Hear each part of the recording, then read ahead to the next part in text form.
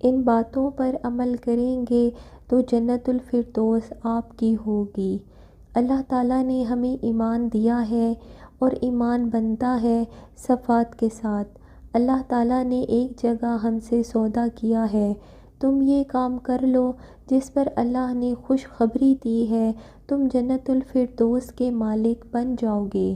عام جنت نہیں، جنت الفردوس کے مالک بنیں گے۔ عام جنت اللہ نے کن فیکون سے بنائی ہے اور جنت الفردوس کو اپنے ہاتھوں سے بنایا ہے۔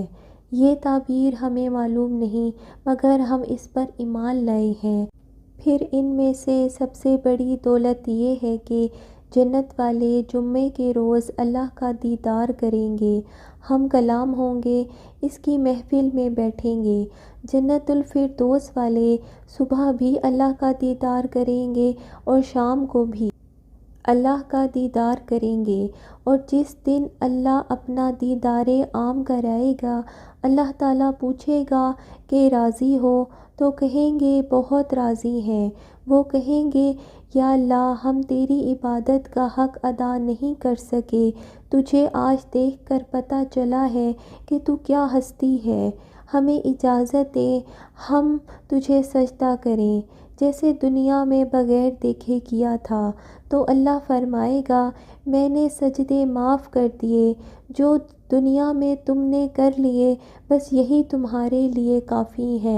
اب تم میرے مہمان ہو، میں تمہارا میزبان ہوں، کھاؤ پیو مزے کرو، نہ تم پر بیماری آئے گی، نہ بڑھاپا آئے گا، نہ رات ہوگی، دن کا وقت رہے گا، نہ دکھ نہ درد ہوں گے، نہ لڑائی جھگڑے ہوں گے، اور یہ تمہارے لیے ہمیشہ رہیں گے۔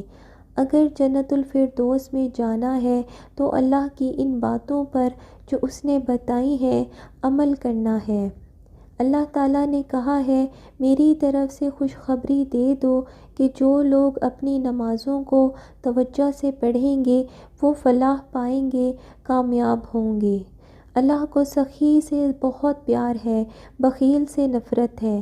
جو لوگ زکوٰۃ ادا کرتے ہیں، نبی کریم صلی اللہ علیہ وسلم نے فرمایا جو لوگ سخی ہیں وہ اللہ کے قریب ہیں، جنت کے قریب ہیں، اور جو لوگ بخیل ہیں وہ اللہ سے دور ہیں اور جنت سے دور ہیں۔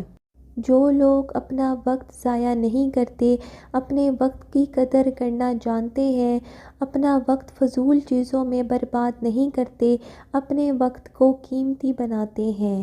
جو زنا نہیں کرتے، جو شادی کرتے ہیں۔ ہمارا کلچر، ہمارا دین ہمیں شادی کا ریلیشن تو بتاتا ہے لیکن کسی لڑکے یا لڑکی کی ریلیشن کا نہیں بتاتا۔ یہ انسانیت پر بہت بڑا داغ ہے۔ ہماری تو یہ تہذیب ہے کہ اپنی بچیوں کو ڈولی میں بٹھا کر سسرال والوں کے حوالے کر دیتے تھے اور وہ اس کو عزت سے لے جاتے تھے اور اس کو اپنے گھر کی عزت بناتے اور پیار سے رکھتے۔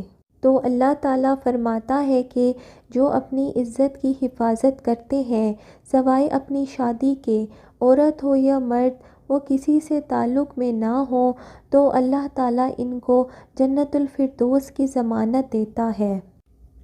اور جو اپنے وعدے نبھاتے ہیں، ایمانتوں میں خیانت نہیں کرتے، اپنی نمازوں کی حفاظت کرتے ہیں، یہ وہ لوگ ہیں جو جنت الفردوس کے وارث بنیں گے۔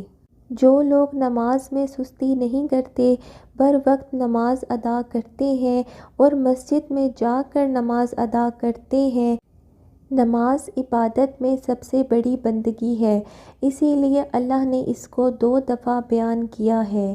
یہ تمام چیزیں کوئی مہنگا سودا نہیں، یہ سب ہماری ذات سے متعلق ہے۔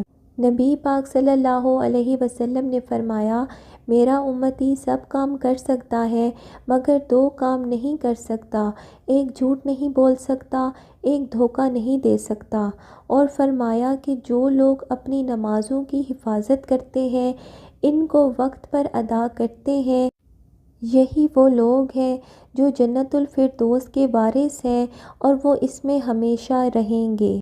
اگر ان صفات میں کمی ہے اور ایمان ہے تو نچلے درجے کی جنت تو مل جائے گی، مگر جنت الفردوس نہیں ملے گی جسے اللہ نے اپنے ہاتھوں سے بنایا ہے۔ یوں تو ہر جنت میں چشمے ہیں، نہریں ہیں، لیکن ایک دریا ہے جو صرف جنت الفردوس میں بہتا ہے۔ باقی جنت والوں کو تسنیم چشمے کی چند بوندیں ان کی صراحی میں ڈالی جائیں گی اور وہ ان کو پئیں گے، اور جنت الفردوس والے خالصتاً ان کو پئیں گے۔ یہ چشمہ زمین پر نہیں بہتا بلکہ زمین سے کچھ اوپر ہوا میں بہتا ہے، اور یہ اونٹ کی کوہان کی طرح کا ہوتا ہے، اور اللہ ہر چیز پر قادر ہے۔ اور جب جنت الفردوس والے طلب کریں گے تو نیچے بہتا ہوا ان کی صراحیوں میں ڈالا جائے گا اور وہ اس کا خوب مزہ لیں گے۔ ایسے ہی سورہ دہر میں اللہ نے 3 درجے کی جنت بیان کی ہے۔ اللہ جنت الفردوس والوں کو شراب طہور اپنے ہاتھوں سے پلائے گا۔ اللہ پاک ہمیں تمام نمازوں کی توفیق عطا فرمائے اور نبی پاک صلی اللہ علیہ وسلم کی سیرت پر عمل کرنے کی توفیق عطا فرمائے، آمین۔ اگر آپ کو ہماری ویڈیوز اچھی لگتی ہیں تو ہمارے چینل کو سبسکرائب کریں، ویڈیو کو لائک کریں، اس سے ہماری حوصلہ افزائی ہوتی ہے۔